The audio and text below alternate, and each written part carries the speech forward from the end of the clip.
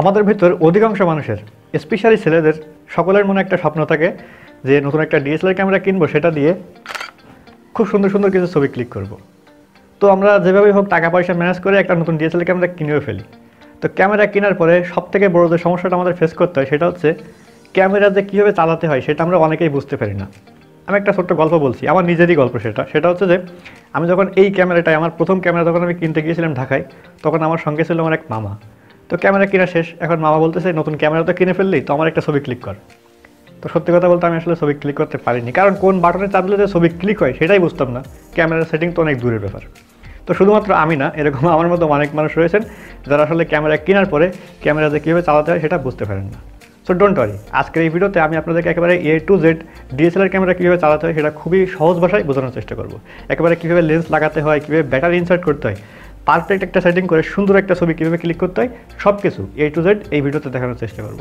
আজকের ভিডিওটা যদি আপনি সম্পূর্ণ শেষ পর্যন্ত দেখতে পারেন, আমি আপনাকে গ্যারান্টি দিচ্ছি আপনার ডিএসএলআর ক্যামেরাতে মাস্টার হয়ে যাবেন। হয়তো ভিডিওটা 7 থেকে 8 মিনিট মতো লম্বা হবে। সম্পূর্ণ ভিডিওটা ধৈর্য সহকারে এবং মনোযোগের সাথে শেষ পর্যন্ত দেখতে থাকেন। So welcome back guys, fantastic photography চ্যানেলের নতুন একটি ফ্যান্টাস্টিক ভিডিওতে আপনাদের সবাইকে স্বাগতম। যারা এখনও পর্যন্ত আমাদের এই ছোট্ট চ্যানেলটিকে সাবস্ক্রাইব করেননি, তার নিচ থেকে আমাদের চ্যানেলটিকে সাবস্ক্রাইব করে আমাদের এই ফ্যান্টাস্টিক ফ্যামিলির সদস্য হয়েছেন। কারণ আমরা রেগুলারলি ডিএসএলআর ক্যামেরা রিলেটেড এরকম সুন্দর সুন্দর ভিডিও কিন্তু আমাদের চ্যানেলে রেগুলারলি আপলোড করি, ঠিক আছে? তো সাবস্ক্রাইব করে রাখেন, তাহলে আমাদের পরবর্তী ভিডিওর সকল আপডেট সবার আগে আপনার কাছে পৌঁছে যাবে। চলেন মূল ভিডিওটি শুরু করা যাক। ওকে, তো সর্বপ্রথমে আমাদের যে জিনিসটা জানতে হবে সেটা হচ্ছে ডিএসএলআর ক্যামেরার দুইটা পার্ট, একটা হচ্ছে বডি আর একটা হচ্ছে লেন্স। আপনি শুধুমাত্র বডির সাহায্যে ছবি তুলতে পারবেন না, আবার শুধুমাত্র লেন্সের সাহায্যেও ছবি তুলতে পারবেন না। শুধুমাত্র যখন বডি এবং লেন্স দুইটা একসাথে অ্যাটাচ থাকবে আপনি সেই সময়ে একটা ছবি ক্লিক করতে পারবেন। তো ক্যামেরা হাতে নেওয়ার পরে আপনার সর্বপ্রথম যে কাজটা সেটা হচ্ছে ডিএসএলআর ক্যামেরার বডির সাথে লেন্সটা সঠিকভাবে লাগানো। তো সঠিকভাবে লেন্স লাগানোর জন্য এখানে একটা মার্ক দেওয়া রয়েছে, আপনারা দেখতে পাচ্ছেন, লক্ষ্য করলে এখানে হোয়াইট মার্ক দেওয়া রয়েছে, আবার লেন্সের গায়েও কিন্তু একটা হোয়াইট মার্ক দেওয়া রয়েছে। তো এই দুইটা আপনার সোজাসুজি নিয়ে আসতে হবে, দুইটা হোয়াইট মার্ক নিয়ে আসার পরে আপনাদের লেন্সটা আস্তে করে একটা ঘুর দিতে হবে, ব্যাস আমাদের লেন্সটা অ্যাটাচ হয়ে গেল। তো সর্বপ্রথম কাজটা হচ্ছে লেন্সটা সঠিকভাবে লাগানো। ওকে, তো আমাদের লেন্স লাগানো শেষ। এখন যেটা করতে হবে সেটা হচ্ছে ব্যাটারি ইনসার্ট করতে হবে, কারণ আপনারা সকলেই জানেন যে ব্যাটারি ছাড়া কিন্তু আপনারা ছবি তুলতে পারবেন না। তো দ্বিতীয় যে কাজটা সেটা হচ্ছে আপনার ক্যামেরার ভিতরে ব্যাটারিটা ইনসার্ট করা, ঠিক আছে? ব্যাটারি ঢোকানো হয়ে গেল। এখন এইখানে আপনারা ক্যামেরা অন করবেন কিভাবে? এখানে দেখতে পাচ্ছেন বেশ কিছু বাটন দেওয়া রয়েছে, তার ভিতরে এই যে বাটনটা সেটা হচ্ছে অন অফ বাটন, অর্থাৎ আপনি যদি বাটনটা এদিকে ঠেলা দেন তাহলে আস্তে করে অন হয়ে যাবে। দেখতে পাচ্ছেন আমাদের ডিসপ্লেতে কিন্তু আলো চলে এসেছে, তার মানে আমাদের ক্যামেরাটা অন হয়ে গিয়েছে। তো আমাদেরকে সর্বপ্রথমে এই জিনিসটা সম্পর্কে জানতে হবে ছবি তুলতে গেলে বা ক্যামেরা ব্যবহার করতে গেলে। এইটা কি? এটা হচ্ছে ডায়াল রিং, অর্থাৎ এটা ঘুরিয়ে ঘুরিয়ে বিভিন্ন মুডে আপনারা ছবি তুলতে পারবেন। এখানে অনেক কিছু লেখা রয়েছে, তো আমি আস্তে আস্তে আপনাদেরকে প্রত্যেকটা সুন্দর করে বোঝানোর চেষ্টা করছি। সো প্রথমে দেখতে পাচ্ছেন এখানে একটা সাদা দাগ দেওয়া রয়েছে। তো আপনারা এই যে সমস্ত লেখাগুলো রয়েছে, যে লেখাটা আপনার সাদা দাগে সোজা নিয়ে আসবেন সেই মুডে আপনাদের ছবিটা ক্লিক হবে। তো একেবারে যারা নতুন ক্যামেরা একেবারে চালাতে পারেন না, কিছুই জানেন না, তাদের জন্য অটো মোডটা হচ্ছে বেস্ট। এই যে দেখতে পাচ্ছেন এখানে দেওয়া রয়েছে, তো অটো মোড, এখানে আপনার কোনো কিছুই করা লাগবে না, কোনো সেটিং পরিবর্তন করা লাগবে না। আপনি জাস্ট অটো মোডে ক্যামেরাটা অন করে রেখে ক্লিক করলেই একটা সুন্দর ছবি ক্যাপচার হয়ে যাবে। তো এখানে একটা সমস্যা হচ্ছে, এই যে দেখেন আমরা অটো মোডে ছবি ক্লিক করার আগেই কিন্তু এখানে ফ্ল্যাশটা অন হয়ে গিয়েছে। সো এটা একটা সমস্যা যে আপনারা একেবারে কোনো কিছু চেঞ্জ করার সুযোগ পাচ্ছেন না, যে কোনো সময় ফ্ল্যাশ অন হয়ে যেতে পারে। তো যারা বিগিনার তাদের জন্য এটা বেস্ট, বাট যারা একটু ভালোভাবে ছবি তুলতে চান তাদের জন্য আমি রেকমেন্ড করবো এম মোডে ছবি তুলবেন। এই যে এম অর্থাৎ হচ্ছে ম্যানুয়াল মোড। এছাড়াও এখানে অনেকগুলো মোড দেওয়া রয়েছে, আমি আস্তে আস্তে আপনাদেরকে বলছি। তো প্রথমে আমরা এম মোড সম্পর্কে জানবো, ঠিক আছে? তো আপনাদের যেটা করতে হবে সেটা হচ্ছে এম লেখা সোজা সাদা দাগটা নিয়ে এসে ক্যামেরাটা অন করে দিতে হবে। দেখতে পাচ্ছেন আমাদের ক্যামেরার বাটনটা কিন্তু অন রয়েছে। তো দেখতে পাচ্ছেন এই হচ্ছে আমাদের ইন্টারফেস। তো এটাকে বলা হয়েছে ডিসপ্লে, অর্থাৎ এখানে আপনার সমস্ত সেটিং বা আপনি কী পিকচার তুলতেছেন সেটা এখানে সুন্দরভাবে দেখতে হবেন। তো প্রথমে যে সেটিংসটা রয়েছে এটা হচ্ছে শাটার স্পিড। তো শাটার স্পিড জিনিসটা কি সেটা আপনাদেরকে একটু ছোট্ট করে বোঝাই। এখানে দেখতে পাচ্ছেন একটা বাটন দেওয়া রয়েছে, এটা হচ্ছে শাটার বাটন, অর্থাৎ আপনার পিকচারটা এখানে চাপ দিলেই ক্লিক হবে, ঠিক আছে? তো সাপোজ আপনি একটা ছবি ক্লিক করবেন, আপনার শাটার স্পিড রয়েছে 1/160। তো এটার অর্থটা কি? এটার অর্থ হচ্ছে আপনার 1 সেকেন্ডকে যদি 160 ভাগে ভাগ করেন, যে ছোট্ট একটা সময় পাবেন, সেই ছোট্ট সময়ের ভিতরে আপনার ছবিটা ক্লিক হবে। ঠিক একইভাবে আপনার শাটার স্পিডটা যদি বাড়িয়ে দেন, বাড়ানোর জন্য এখানে একটা রিং রয়েছে, এই রিংটা ঘুরিয়ে ঘুরিয়ে আপনাদেরকে বাড়াতে হবে। তো আমি যদি শাটার স্পিডটা সাপোজ এখানে 1/1250 দিয়ে দিলাম, তার মানে অর্থটা হচ্ছে যে আপনার 1 সেকেন্ডকে যদি 1250 ভাগে ভাগ করেন তাহলে যে ছোট্ট একটা সময় পাবেন সেই ছোট্ট সময়ের ভিতরে আপনাদের ছবিটা ক্লিক হবে, ঠিক আছে? তো ফটোগ্রাফির ক্ষেত্রে একটা গুরুত্বপূর্ণ বিষয় হচ্ছে আপনার 3টা সেটিং সম্পর্কে না জানলেই নয়, সেটা হচ্ছে শাটার স্পিড, এটা হচ্ছে অ্যাপারচার, এটা হচ্ছে আইএসও। তো এই 3টা সম্পর্কে আগে জানতে হবে। আপনারা চিন্তা করবেন না, আমি একেবারে সহজ ভাষায় আপনাদেরকে বুঝিয়ে দেবো ইনশাল্লাহ। তো শাটার স্পিড সম্পর্কে আগে বুঝতে পারলেন, সেটা আমরা কোন সিচুয়েশনে সেট করবো সেটা আপনাদেরকে জানাবো একটু পরে। তো আমরা এরপরে যে সেটিংসটা দেখতে পাচ্ছেন এটা হচ্ছে অ্যাপারচার। এই যে এটা হচ্ছে আমাদের অ্যাপারচার সংখ্যা। অ্যাপারচার হচ্ছে জানালার মতো। তো এখন আমরা অ্যাপারচার সম্পর্কে জানবো। তো অ্যাপারচার সংখ্যাটা হচ্ছে মূলত জানালার মতো, অর্থাৎ আপনি জানালা যত বেশি খুলবেন আপনার ঘরের ভিতরে কিন্তু আলো তত বেশি প্রবেশ করবে। এখানে অ্যাপারচার জিনিসটাও ঠিক একই রকম। আপনি অ্যাপারচার নাম্বারটা যত কমাবেন তত আপনার ঘরের ভিতরে লাইট প্রবেশ করবে বেশি, বা আপনার সেন্সরের থ্রু দিয়ে আপনার ক্যামেরার ভিতরে লাইট প্রবেশ করবে বেশি। সাপোজ আপনি একটা শ্যুট করতে গেছেন এমন জায়গায় যেখানে লাইট কম রয়েছে, মানে লো লাইট বা অন্ধকার হয়ে গেছে এমন একটা সিচুয়েশনে, সেই সময় আপনারা অবশ্যই অ্যাপারচার সংখ্যাটা কমিয়ে দিবেন। হ্যাঁ, অ্যাপারচার কমানোর একটা প্লাস পয়েন্ট হচ্ছে আপনার অ্যাপারচার সংখ্যা যত কমাবেন তত আপনাদের ছবির ব্যাকগ্রাউন্ড ব্লারটা সবথেকে বেশি হবে। আমার কাছে মনে হয় অনেকেই ক্যামেরা কেনেন কিন্তু ব্যাকগ্রাউন্ড ব্লার করে ছবি তোলার জন্য, তাদেরকে আমি রেকমেন্ড করবো আপনারা ব্যাকগ্রাউন্ড ব্লার চাইলে এই যে অ্যাপারচার নাম্বারটা কমিয়ে তুলবেন। এবং আপনারা যদি মনে করেন না আমি একেবারে মোবাইলের মতো, যেমন মোবাইলে একটা ছবি ক্লিক করলে আপনার সাবজেক্ট সহ ব্যাকগ্রাউন্ড সব কিছু কিন্তু ফোকাসে থাকে, তো ওইরকম চাইলে আপনারা অ্যাপারচার সংখ্যাটা বাড়িয়ে দিতে হবে। এই যে সিম্পল এই অ্যাপারচারের ঘরে সিলেক্ট রেখে আপনারা এই যে রিংটা দেখতে পাচ্ছেন এটা ঘোরালেই অ্যাপারচার সংখ্যাটা কমবে এবং বাড়বে। সো অ্যাপারচার সংখ্যাটা কি আশা করি বুঝতে পেরেছেন খুব ভালোভাবে। এখন আসেন আমরা পাশের যে ঘরটা রয়েছে আইএসও, এটা সম্পর্কে একটু জানি। আইএসও জিনিসটা হচ্ছে লাইট, অর্থাৎ আপনার সিচুয়েশন অনুযায়ী লাইটটা কন্ট্রোল করতে হবে। আইএসও এই জিনিসটা হচ্ছে খুবই গুরুত্বপূর্ণ একটা জিনিস। তো আপনারা আইএসও যত বাড়াবেন তত আপনার ছবিতে লাইট বেশি আসবে। তো নর্মালি আপনারা যখন ডে লাইটে শ্যুট করবেন তখন চেষ্টা করবেন আইএসও নাম্বারটা 100 থেকে 400-র ভিতরে রাখার জন্য, ঠিক আছে। আর যদি মনে করেন না আমাদের লাইট কমে গিয়েছে, সন্ধ্যা হয়ে গিয়েছে বা ইনডোরে শ্যুট করছে, সেই সময় আপনারা আইএসও বাড়াতে পারেন। তবে আইএসও বাড়ানোর একটা সমস্যা হচ্ছে আপনি যত আইএসও বাড়াবেন আপনার ছবির ভিতরে কিন্তু তত বেশি ডিজিটাল নয়েজ প্রবেশ করবে। তাই চেষ্টা করবেন এই যে সেটিংটা রয়েছে এটা যত সম্ভব কমিয়ে রেখে ছবি তোলা যায় তত বেটার। একেবারে নেহাত যদি লাইট একেবারেই কম রয়েছে সেই সময় আপনারা বাড়াতে পারেন। এটা বিভিন্ন ক্যামেরায় বিভিন্ন রকম থাকে, যেমন আমার ক্যামেরা রয়েছে সর্বোচ্চ 6400 পর্যন্ত বাড়ানোর সুযোগ। আপনারা বিভিন্ন দামের ক্যামেরাতে এটা কম বেশি পেয়ে যাবেন, ঠিক আছে। তো অলমোস্ট সব ক্যামেরাতেই 6400 পর্যন্ত সীমাবদ্ধ থাকে। ওকে, সো আমরা আইএসও সম্পর্কে খুব ভালো একটা ধারণা পেয়ে গেলাম। এখন এই যে দেখতে পাচ্ছেন নিচে একটা জিনিস দেওয়া রয়েছে, এটাকে বলা হচ্ছে মিটারিং মোড। তো এই মিটারিং মোডের কাজটা কি সেটা আমি আপনাকে একটু বুঝাই। তো ধরেন আপনার এই যে দাগটা রয়েছে না, এই দিকে যখন আসবে প্লাসের সমান সমান যখন ওই যে আইকনটা ওইটা যখন থাকবে তখন বুঝতে হবে যে না আমাদের ছবিটা এক্সপোজার পারফেক্ট আছে, মানে লাইট একেবারে সঠিক রয়েছে। এবং এই দাগটা যদি এই দিকে আসে প্লাসের দিকে আসে তাহলে বুঝতে হবে যে আমাদের ছবিতে লাইট বেশি হয়ে যাচ্ছে, তখন আমাদেরকে যে কোনোভাবে লাইটটা কন্ট্রোল করতে হবে। ঠিক একইভাবে এই দাগটা যদি মাইনাসের দিকে যায় তখন বুঝতে হবে যে না আমাদের ছবিতে লাইট কম আসছে, সুতরাং আমাদেরকে লাইটটা বাড়িয়ে অ্যাডজাস্ট করতে হবে, ঠিক আছে। সো বেসিক ধারণাটা পেয়ে গেলেন। আমি সব কিছু ছবি তুলে আপনাদেরকে ডিটেলসে দেখাবো। তার আগে বলি মাঝখানে একটা রিমাইন্ডার দিতে চাই, ভিডিওটা নিশ্চয়ই ভালো লাগছে। যদি সত্যি ভালো লাগতে থাকে তাহলে অবশ্যই একটা লাইক দিয়ে আমাদেরকে উৎসাহিত করবেন, ঠিক আছে। তো আমরা পরের সেটিংয়ে চলে যাই। এখানে দেখতে পাচ্ছেন এটা হচ্ছে ফ্ল্যাশের পাওয়ারটা আপনারা কন্ট্রোল করতে পারবেন এখান থেকে। যেমন আপনারা চাইলে ফ্ল্যাশের পাওয়ারটা কমাতে পারেন, যদি এদিকে নিয়ে যান তাহলে ফ্ল্যাশের পাওয়ারটা মানে লাইটের পাওয়ারটা কমে যাবে। এবং যদি আপনারা মনে করেন যে না আমরা ফ্ল্যাশের পাওয়ারটা বাড়িয়ে দেবো, সেক্ষেত্রে আপনারা এটাকে প্লাসের দিকে নিয়ে যেতে পারেন। এতে করে আপনাদের ফ্ল্যাশের যে পাওয়ারটা লাইটের যে স্পিডটা সেটা অনেকটাই বেড়ে যাবে, ঠিক আছে। সো ফ্ল্যাশের জিনিসটা সম্পর্কে আমরা জেনে ফেললাম। এখন আমরা যেটা জানবো সেটা হচ্ছে পরের সেটিংটা সম্পর্কে। এটা কি? সো এটা হচ্ছে পিকচার স্টাইল, অর্থাৎ আপনারা কোন স্টাইলে পিকচারটা তুলবেন। তো অনেকে রয়েছেন পোর্ট্রেট ফটোগ্রাফি করেন, অর্থাৎ সাবজেক্টের কী বলবো অর্ধেক ছবি তোলেন, সেক্ষেত্রে আপনারা পোর্ট্রেট মুডটা সিলেক্ট করে দিতে পারেন। আর এমনি নর্মালি সব সিচুয়েশনের ক্ষেত্রে আপনারা স্ট্যান্ডার্ড মুডটা সিলেক্ট করে ছবি তুলতে হবেন। এছাড়াও এখানে বেশ কিছু প্রিসেট দেওয়া রয়েছে, অর্থাৎ ন্যাচারাল, তারপরে ল্যান্ডস্কেপ। আপনারা এগুলো সম্পর্কে খুব বেশি ভালো না জানলেও চলবে, আস্তে আস্তে যখন ক্যামেরা চালাতে শিখবেন তখন আসলে আস্তে আস্তে বুঝতে পারবেন। তবে আপাতত আমি আপনাদেরকে রেকমেন্ড করবো হাই স্ট্যান্ডার্ড রাখবেন, নাহলে অটোতে সিলেক্ট রাখবেন, ঠিক আছে। ওকে, সো আমাদের পিকচার স্টাইল সম্পর্কে জানা শেষ। এখন আমরা শিখবো হচ্ছে হোয়াইট ব্যালেন্সটা কি। এটাও কিন্তু খুবই গুরুত্বপূর্ণ একটা বিষয়। আপনারা ধৈর্য সহকারে ভিডিওটা শেষ পর্যন্ত দেখবেন, কারণ ভালো কিছু শিখতে হলে কিন্তু টাইম একটু বেশি দিতে হয়, তাই না। সো এখানে হোয়াইট ব্যালেন্সটা সম্পর্কে আপনাদের একটু বোঝাই। হোয়াইট ব্যালেন্স হচ্ছে আপনার ছবিতে কালার টোনটা সব কিছু পারফেক্ট করে দেয়। অনেক সময় দেখবেন আপনার সন্ধ্যার সময় শ্যুট করলে ফেসের কালারটা অনেক সময় লাল হয়ে যায়, বা অতিরিক্ত ডে লাইটে শ্যুট করলে আমাদের ফেসের কালারটা অনেক সময় হলুদ হয়ে যায়। তো এখান থেকে এই জিনিসটা আপনারা কন্ট্রোল করতে পারবেন। যখন আপনার ডে লাইটে শ্যুট করবেন তখন চেষ্টা করবেন এই যে ডে লাইট হোয়াইট ব্যালেন্সটা এটা সিলেক্ট রাখার জন্য।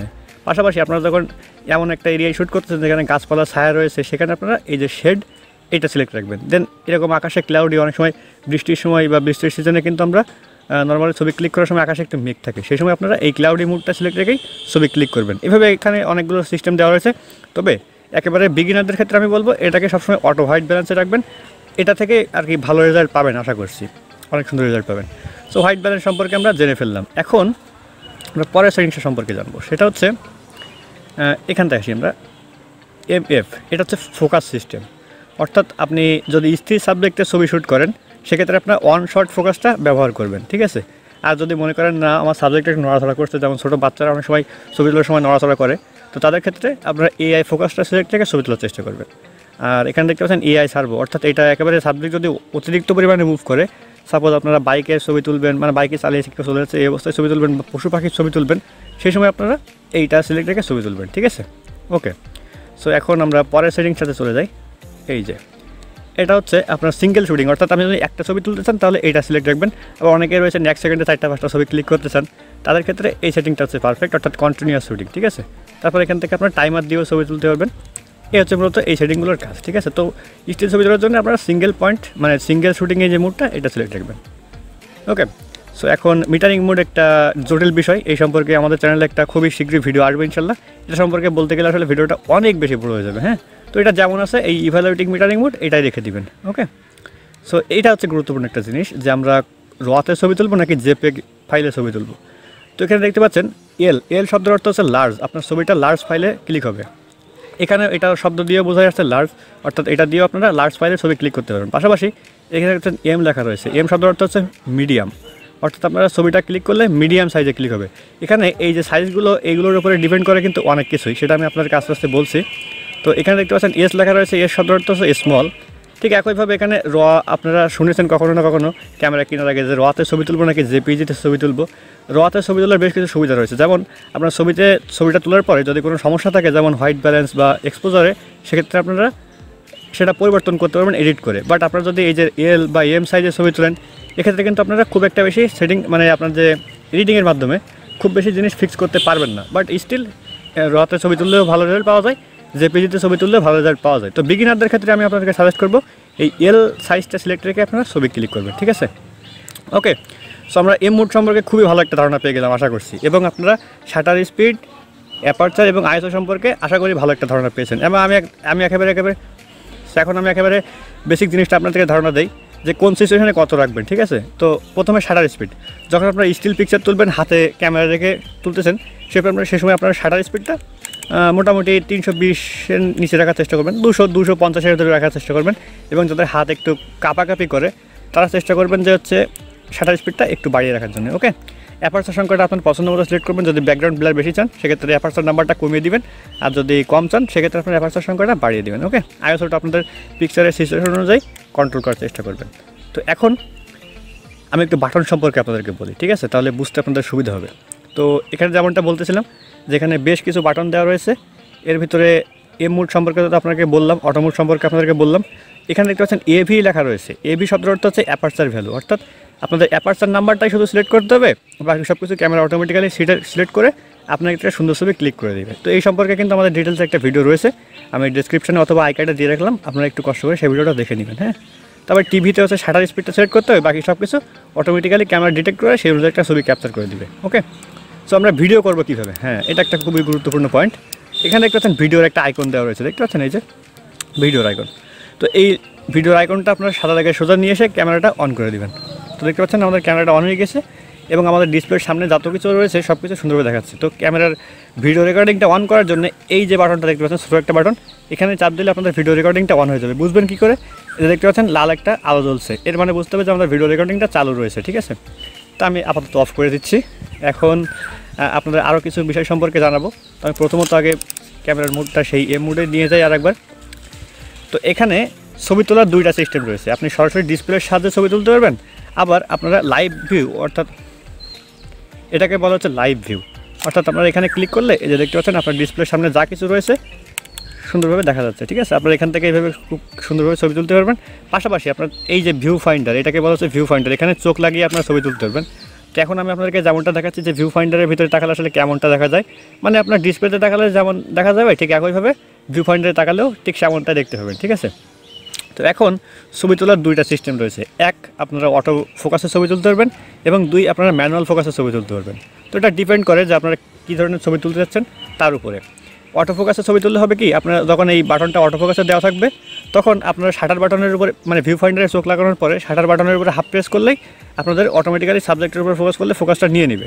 আর যদি মনে করেন না আমি এই যে রিংটা রয়েছে এই রিংটা ঘুরিয়ে ঘুরিয়ে ফোকাস করবে, এটাকে বলে ফোকাস রিং, সেক্ষেত্রে আপনারা এই অটো ফোকাসের এই বাটনটা ইএমএফে নিয়ে যাবেন, অর্থাৎ ম্যানুয়াল ফোকাস। তখন আপনারা এটাকে সুন্দর করে ঘুরিয়ে ঘুরিয়ে ফোকাস করতে পারবেন। ওকে, আর এটা হচ্ছে ইমেজ স্টেবিলাইজারের বাটন, অর্থাৎ এটা যদি আপনারা ওয়ান রেখে ছবি ক্লিক করেন, সাধারণত কিট লেন্স এবং জুম লেন্সে এই বাটনটা থাকে, তো যাদের হাত শেক করার প্রবলেম রয়েছে হাত শেক করলে আসলে ছবিটা সুন্দরভাবে ক্লিক হবে। এবং যদি আপনারা মনে করেন না আমরা ট্রাইপডের উপরে রেখে শ্যুট করবো, সেক্ষেত্রে আপনারা এটা অফ করে রাখতে পারেন। হ্যাঁ, ওকে। সো গুরুত্বপূর্ণ সবগুলো বাটন সম্পর্কে আমাদের বলা হয়ে গেছে অলরেডি। তো এখানে যে বাটনগুলো দেখতে পাচ্ছেন এগুলো মূলত সেটিংস চেঞ্জ করার বাটন। যেমন আপনারা যদি অ্যাপারচার নাম্বারটা চেঞ্জ করতে চান, সেক্ষেত্রে এভি বাটনটা চাপ দিয়ে ধরে রেখে এই যে ডায়াল রিংটা রয়েছে এটা ঘোরালে আপনাদের অ্যাপারচার নাম্বারটা পরিবর্তন হবে, এই যে, ঠিক আছে।